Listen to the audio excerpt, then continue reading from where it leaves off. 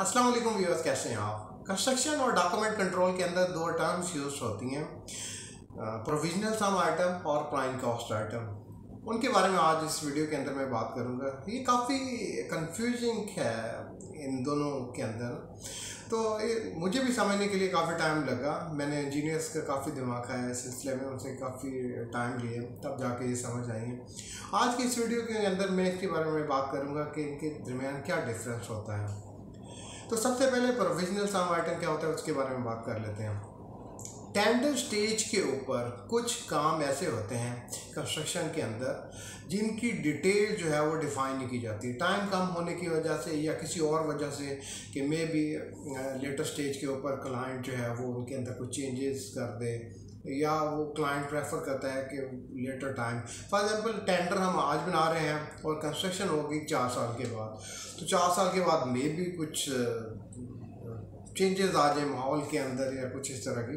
तो कुछ चीज़ें ऐसी होती हैं जिनकी डिटेल जो होती है वो तय नहीं की जाती। फॉर एग्जांपल लैंडस्केपिंग जो होती है, जिसके अंदर ग्रास आ जाता है, पौधे लगाने होते हैं और इस तरह का काम करना होता है, तो उसकी डिटेल जो है वो टेंडर स्टेज के ऊपर तय नहीं की जाती।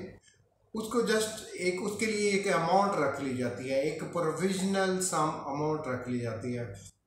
मकसद टेंडर के ऊपर उसके लिए एक ख़ास अमाउंट रख देते हैं और क्लाइंट से अप्रूव करवा लेते हैं कि जी ये 10 लाख रुपए हैं, ये लैंडस्केपिंग के लिए यूज़ होंगे।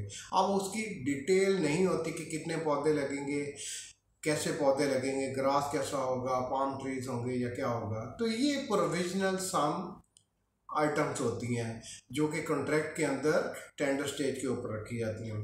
अब प्राइम कॉस्ट आइटम कौन सी होती हैं? प्राइम कॉस्ट आइटम वो होती हैं जिनकी डिटेल तो तय होती हैं लेकिन वो काम को पर्टिकुलर कॉन्ट्रैक्टर नहीं करता। फॉर एग्जांपल एक मेन कॉन्ट्रैक्टर है, उसको काम दे रहे हैं तो वो काम नहीं वो करेगा। फॉर एग्जांपल एक टाइलिंग है, किसी वॉशरूम के अंदर टाइलिंग है या किसी ड्रेसिंग रूम के अंदर टाइलिंग है या सीलिंग है, तो वो पर्टिकुलर काम वो बंदा नहीं करेगा, वो जो है नहीं करेगा जो कॉन्ट्रैक्टर मेन कॉन्ट्रैक्टर है। उसके लिए क्लाइंट जो है वो जब कंस्ट्रक्शन हो जाएगी, एक ग्रे स्ट्रक्चर खड़ा हो जाएगा, तो उसके बाद वो क्लाइंट खुद एक सप्लायर उसके लिए या ऐसा कॉन्ट्रैक्टर हायर करेगा और फिर उसको वो काम देगा, लेकिन वो अंडर सुपरविजन होगा मेन कॉन्ट्रैक्टर के, और मेन कॉन्ट्रैक्टिंग का ओवरहेड और प्रॉफिट उसके अंदर वो शामिल कर दिया जाता है। वो सुपरविजन मेन कॉन्ट्रैक्टर ही करता है। तो प्राइम कॉस्ट में जो डिटेल्स होती हैं वो आइटम की वो तो होती हैं, बट वो काम किसने करना होता है वो लेटर स्टेज के ऊपर वो डिफाइन किया जाता है।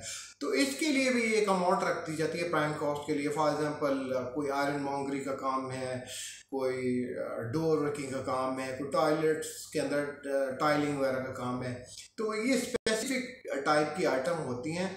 इन आइटम को प्राइम कॉस्ट आइटम कहते हैं। तो मेन डिफरेंस क्या हुआ, जो प्रोविजनल सम आइटम होती हैं उनकी डिटेल टेंडर ड्राइंग के टेंडर डिज़ाइन के टाइम पे उनकी जो डिटेल है वो तय नहीं होती।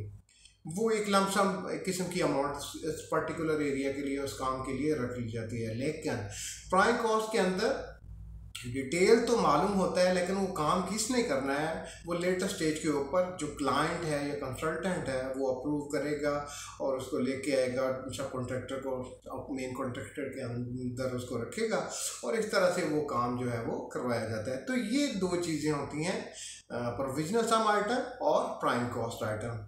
होपफुली वीडियो आपको अच्छी लगी होगी। आपके जहन में इस बारे में कुछ सजेशन है तो मुझे दीजिएगा ताकि मज़ीद इसके बारे में क्लैरिफाई हो सके। Thank you for watching. अल्लाह हाफिज़।